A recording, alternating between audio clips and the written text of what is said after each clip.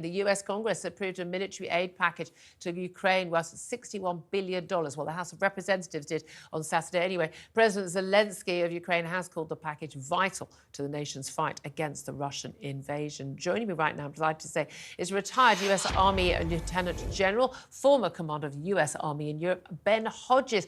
Good afternoon to you.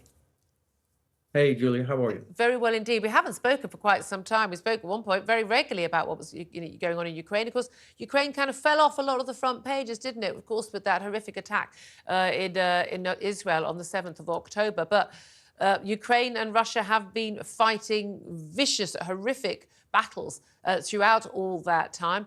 But we have seen, have we not, the supplies of ammunition, missiles, and even the most basic military supplies for Ukraine drying up without that American aid package that's been sitting there in Congress for many, many months. How significant is this $61 billion of aid, and what will it consist of? So the the effects of the aid package on the battlefield probably won't be felt for a few weeks. It's going to take time for what's already pre-positioned to be delivered and then to be distributed to the units. So I think that may take a few weeks, even though we know that the Department of Defense has been anticipating this, and it will make it move as quickly as possible. But what will be felt immediately in the Kremlin is a recognition that the United States is not going to turn its back on Ukraine or on Europe, despite the many months, terrible, shameful delay. But nonetheless, this tells the Kremlin that their hope that the West would just quit is going to fail.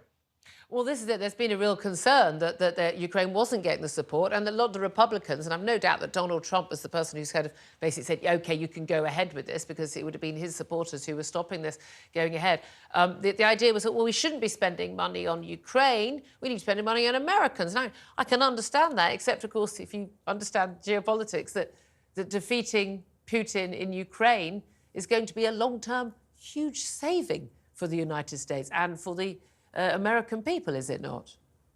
Yeah, you said it exactly right. And while I put the blame for much of this delay on the MAGA Republicans inside the Congress and the influence of Donald Trump from the outside, the president also has a responsibility to do a better job of explaining to the American people why it is in our interest. This is not some charity giveaway to a country in Eastern Europe. This is about our strategic interests. America's economy and our prosperity is directly tied to European prosperity. And you cannot be prosperous if there's a war and millions of refugees flowing in from Ukraine, or if energy and food supplies are disrupted. And of course, it's in our interest that China sees that the United States and our allies are willing to do whatever it takes to protect international law, sovereignty, freedom of navigation. So this is very important. It's in our interest. Well, indeed, it's the signal given to Vladimir Putin. It's the signals given under Obama we had to Assad and indeed to Putin.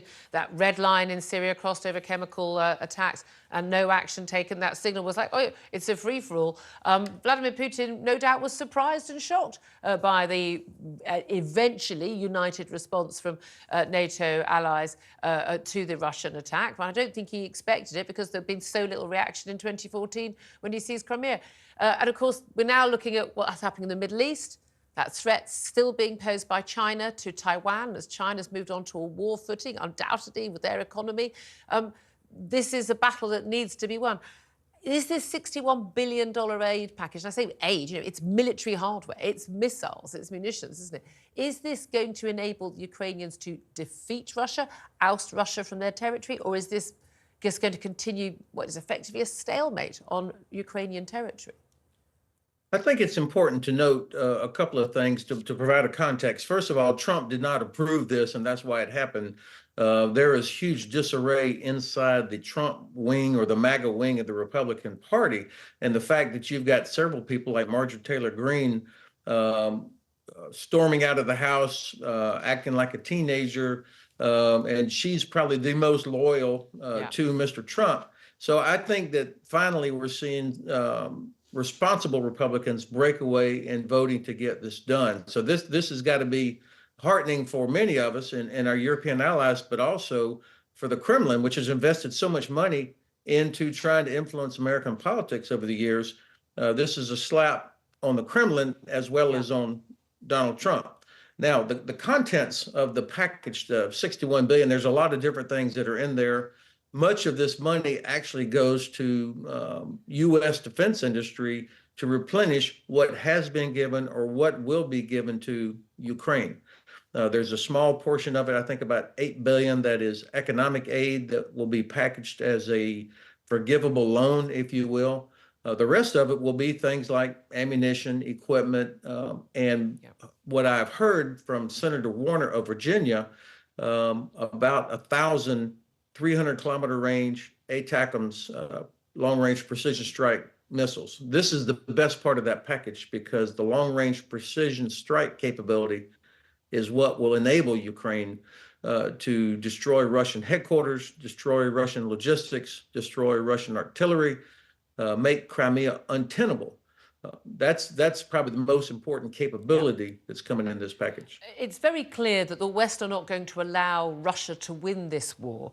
But is the West, are NATO forces, I mean, again, bulk of the military and the finances and the actual hardware is coming from America, because as we know, Europe has pretty much failed. And I don't think most Europe can defend itself right now, let alone Ukraine. Are we going to be able to give enough, and are we willing, our political leaders, to give enough for Ukraine to win this war? Well, you just put your finger on it. The most important aid that all of us could give Ukraine would be a clear declaration that it is in our strategic interest, that it is our desired strategic end state that Ukraine defeats Russia. We should stop being scared that Russia might collapse or that Ukraine will actually defeat Russia. Most of the reforms in Russian history always occurred after they lost a war, whether it was the Crimean War in the 19th century or the Russo-Japanese War, or in the First World War. That's when reforms happened. And Russia is never going to change until they are defeated. So it's in our interest that Ukraine defeats Russia, and we should stop being scared of it. They are not going to use a nuclear weapon. There's no benefit for them to use a nuclear weapon anywhere inside Ukraine.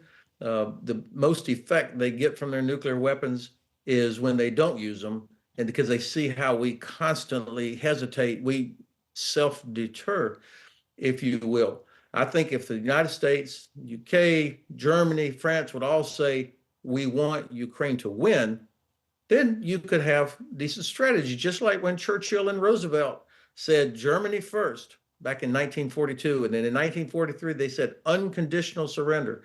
That's the desired outcome of the war.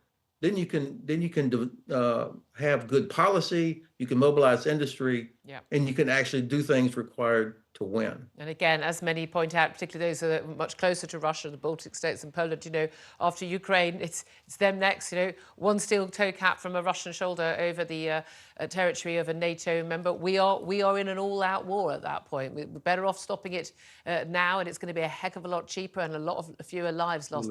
Ben Hodges, great to hear from you. Great to get your expertise. A retired US Army Lieutenant, I suppose that's shame, Lieutenant for America, Lieutenant General. He's a former commander of the US Army in Europe. Thank you so much for joining us.